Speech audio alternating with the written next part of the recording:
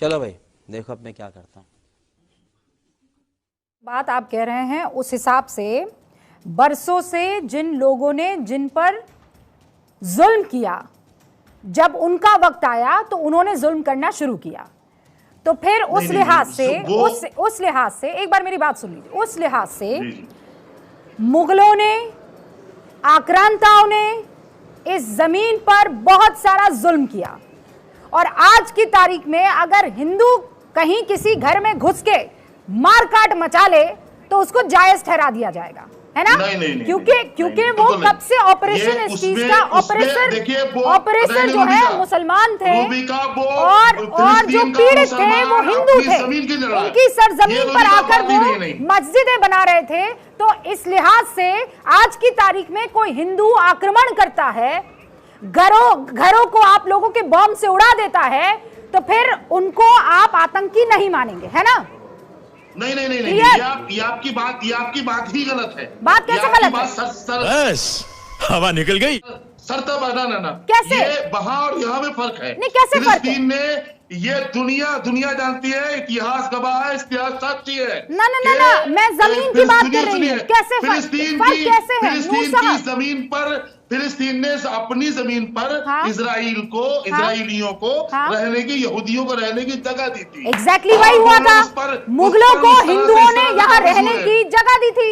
ये नहीं गजब बेइज्जती है। दी थी कि नहीं? अच्छा पहले बताइए नूर साहब, मुगलों को जगह दी थी कि नहीं दी थी?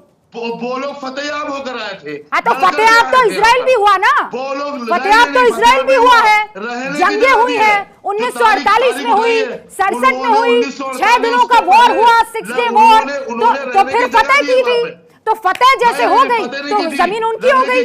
उन्होंने रहने की जगह दी थी। हाफिज साहब मैं बहुत क्लियर आपसे बहस कर रही हूँ, इसका जवाब दीजिए, कैसे अलग अलग हो गया? आज ऑपरेशन कौन था यहाँ पर? मुगल थे। आज जमीन पर उन्होंने कब्जा किया, फतह किया। आजादी के लिए अब यहाँ का हिंदू अचानक बमबारी करने लग जाए तो वो आतंकी नहीं होगा ना आप लोगों के हिसाब से, all India Muslim personal law board के हिसाब से? बिल्कुल गलत रूबिका, बिल्कुल गलत। कैसे? आप नूर साहब कैसे? आप मुगलों से हमें नहीं जोड़ सकती। अरे मुगलों से आपको नहीं जोड़ी हूँ, मैं आपके तर्क को जोड़ रही हूँ।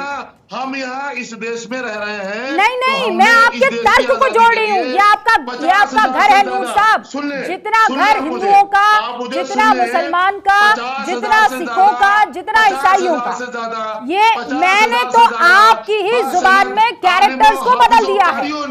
मैंने सिर्फ कैरेक्टर्स को बदल दिया है, सिर्फ इसलिए क्योंकि मैं जानना चाह रही थी कि आपके अंदर का अनबायस्ड आदमी या बायस्ड आदमी कितना निकल कर आता है। ठीक है के शर्मा जी, गलत बात, बड़ी गलत बात। रूबिका ये काम कैसे किया जा सकता है? जी देखिए रूबिका जी, मैं केवल एक बात कहना चाहता हूं, मैं स्पष्टता से बता दूं कि आतंकवाद के विरुद्ध भारत की एक ही नीति है, जीरो टॉलरेंस। किसी भी तरह की कोई मुरव्वत नहीं, न गुड टेररिज्म न बैड टेररिज्म। केवल टेररिज्म जो है वो इस देश के लिए, हमारे देश के लिए, पूरे विश्व के लिए सबसे घातक है। और ये बात हम पिछले 20-25 वर्षों से करते रहे और अंत में पूरा विश्व इस बात पे सहमत हुआ है। और यह भी सही है कि किसी आतंकवाद का कोई धर्म नहीं है। जब आतंकवाद की घटना घटी है उसमें हिंदुओं का भी नुकसान हुआ, हिंदू भी मारे गए, चुप है, मुस्लिम भाई बहन भी मारे गए, ईसाई भाई बहन भी मारे गए, सारे लोग मारे। ठीक है नहीं है नूर साहब, वही तो कह रहे, सुन लीजिए ना नूर साहब, एक सेकंड यहाँ नूर साहब, मेरे ख्याल से सुनिए, मेरी बात सुनिए। पहली बार ऐसा हो रहा है कि आप मेरे डिबेट में आए हैं, मेरे डिबेट के उसूल समझिए नूर साहब। ये कुछ भी कोई वो चैनल नहीं है जहां पर एक दूसरे को चीखना चिल्लाना, ये वो चैनल नहीं है नूर साहब। हम यहाँ पर बहस करते हैं, एक दूसरे की सुनकर करते हैं। मैंने आपको पूरा वक्त दिया, आपने मेरा सवाल सुना। अब जरा के शर्मा से जो मैंने सवाल पूछा उसका जवाब। के शर्मा, आपने कहा आतंकवाद का कोई धर्म नहीं होता है, अंडरस्टैंडेबल। अब मुझे ये बताइए कि आप पर ये आरोप लग रहे हैं इनफैक्ट आपकी सरकार पर यह आरोप लग रहे हैं कि आपने इजराइल का समर्थन किया लेकिन फिलिस्तीन का जिक्र तक नहीं किया। इस पर आप क्या कहेंगे? वो कह रहे हैं फिलिस्तीन के लोग क्या संघर्ष नहीं कर रहे हैं? जवाब दे दीजिए। मैं ये रूबिका जी, जिस दिन से 7 अक्टूबर से जो घटना घटी है, आप उस पूरे घटनाक्रम को देखिए। हमास जैसा जो विश्व प्रतिबंधित आतंकवादी संगठन है, उसके लोग जो है इजराइल में घुसते हैं और हजारों लोगों की निशंस हत्या कर देते हैं। न बच्चे बचते हैं, न महिलाएं बचती हैं, न बुजुर्ग, न युवा, खड़े सरेआम सबको गोलियों से भून डालते हैं। और भूनने के बाद हमास कौन है? एक आतंकी संगठन है ना। हमने फिलिस्तीन का विरोध नहीं किया, हमने इजराइल के उसमें समर्थन में नहीं कहा। हमने तो ये कहा है कि इजराइल के ऊपर जो आतंकवादी घटना हुई है उसको बर्दाश्त नहीं किया जा सकता और उसका कोई समर्थन कर ही नहीं सकता। ठीक है, ये जो घटना हुई है ये मानवता के विरुद्ध है और इसका जमकर इसका जो है मुकाबला करना चाहिए और इसको समाप्त करना चाहिए। शर्मा जी रुक जाइए, ये है हमारा सीधा सिद्धांत। अब एक लाइन के शर्मा जी एक सेकंड पहले रुक जाइए। हमास एक आतंकवादी संगठन है जिसने इजराइल पर हमला किया है और उसके बाद यह डिस्कशन शुरू हुआ है। फिलिस्तीन और इजराइल के झगड़े को अब यहां पर आप शील्ड मत बनाना। इजराइल और फिलिस्तीन का झगड़ा बरसों बरसों से चल रहा है। आज हम ये डिस्कशन इसलिए कर रहे हैं क्योंकि शनिवार को बर्बर अटैक हुआ था हमास के आतंकवादियों की तरफ से। शुरुआत वहां से कीजिएगा, छुपिएगा मत इजराइल और फिलिस्तीन के लंबे संघर्ष और युद्धों के बीच में। हमास आतंकवादी संगठन जब हमला करता है तो क्या कहते हैं मुफ्ती वजाहत कासमी?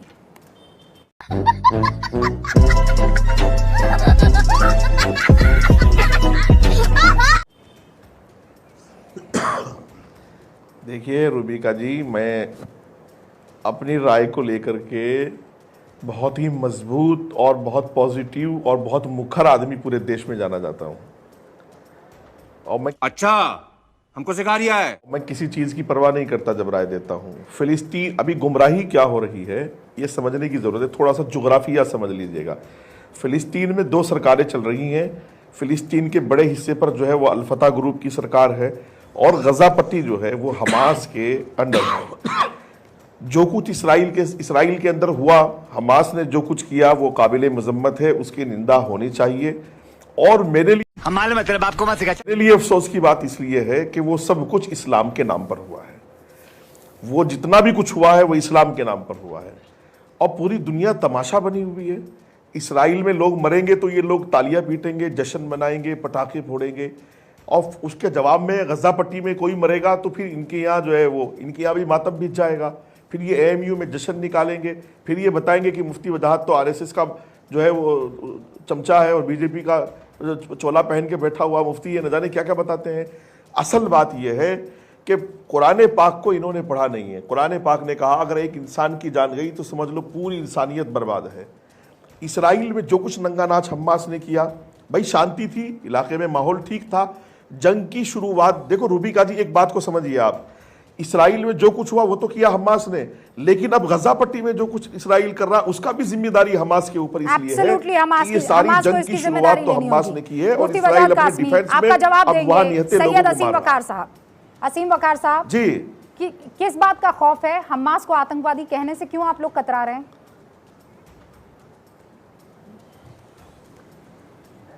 परसों मेरी बात एक साहब से हो रही थी तो जर्नलिज्म को लेके वो जर्नलिस्ट थे तो मैंने कहा देखिए पहले जो जर्नलिस्ट हुआ करते थे, जो जर्नलिज्म था वो उसको कहा जाता था आईना देश का, समाज का आईना, जर्नलिज्म। बोर मत कीजिए ना। हमने आज का जो थोड़ी मर्यादा रखिए। जर्नलिज्म है, जर्नलिस्ट है, हमास और इजराइल वाले मसले पर आइए। ब्यूटी पार्लर इतना बोर करते हैं ना आप, बोर मत कीजिए। आइए इस आदमी से बात करें, मुझे नहीं सुनना, इंटरेस्ट ही नहीं है किस आदमी से आप बात कर रहे थे। आप यहाँ पर इस औरत से बात कीजिए, ठीक है? बाद में बात करना। उस आदमी से बात की, जर्नलिज्म पर ये ज्ञान दिया, अभी नेताओं पर ज्ञान देने आई तो आप बेकार अपनी वो कुर्सी छोड़कर भाग जाएंगे। जर्नलिज्म की पढ़ाई करा रहे हैं। हाँ, जर्नलिज्म की पढ़ाई मत करवाइए वसीम वकार साहब, चुपचाप मुझे जवाब दीजिए। भाग तो नहीं जाएंगे, आपको तो हम हिंदुस्तान की सरहद तक छोड़ाएंगे। आतंकवादी ऐसी मीना कुमारी के लिए तो मैं सीने पे गोली खाऊंगा, छोटे सीने पे।